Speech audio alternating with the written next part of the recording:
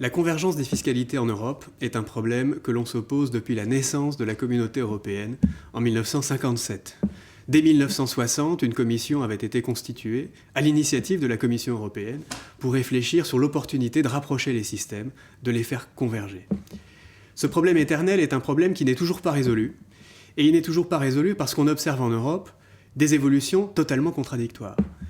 D'un côté, vous avez une forte opposition à la convergence des systèmes, forte opposition qui s'est encore récemment manifestée alors que de nombreux secteurs sont passés sous l'empire de la règle de la majorité de décisions au niveau européen, la fiscalité, envers et contre tout, est restée régie par le principe de l'unanimité, c'est-à-dire par le principe de respect des souverainetés nationales en matière fiscale.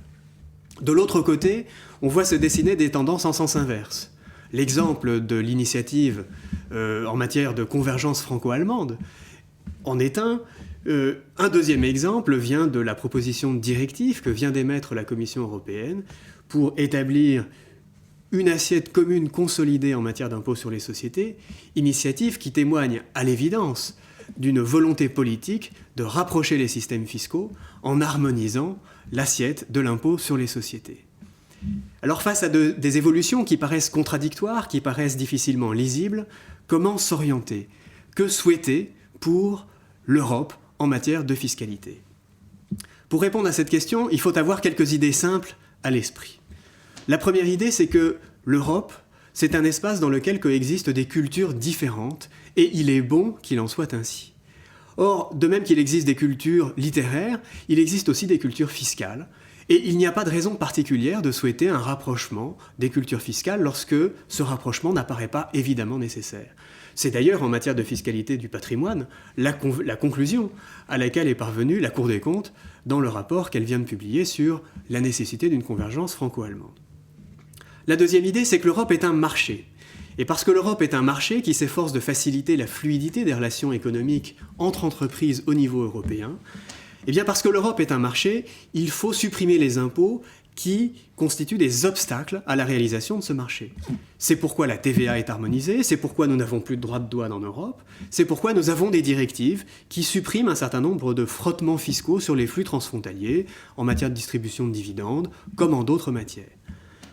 La troisième idée qu'il faut avoir à l'esprit, c'est que l'Europe est un espace d'entraide fondé sur des valeurs communes. Un espace d'entraide, cela signifie que tous les États doivent se mettre autour d'une table pour lutter ensemble contre la fraude et l'évasion fiscale. Un espace d'entraide fondé sur des valeurs communes, cela signifie que la législation fiscale partout en Europe doit respecter certaines valeurs fondamentales telles que les droits de l'homme et, par extension, les droits du contribuable.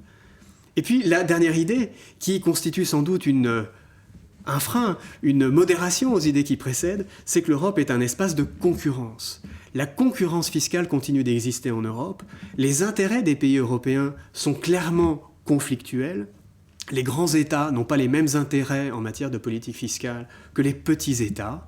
Les petits États ont tendance à faire une concurrence plus ou moins loyale aux grands États pour attirer l'investissement étranger sur leur territoire.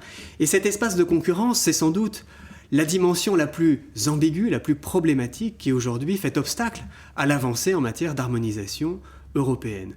À la vérité, s'il y a un choix politique qui s'impose aujourd'hui, c'est de savoir dans quelle mesure la concurrence fiscale doit demeurer la valeur fondatrice sur laquelle repose la souveraineté fiscale en matière européenne. La vraie question est de savoir dans quelle mesure l'unanimité demeure véritablement une règle légitime en matière fiscale. On l'aura compris, la discussion mérite d'exister sur ce terrain, elle n'existe pas suffisamment à l'heure actuelle.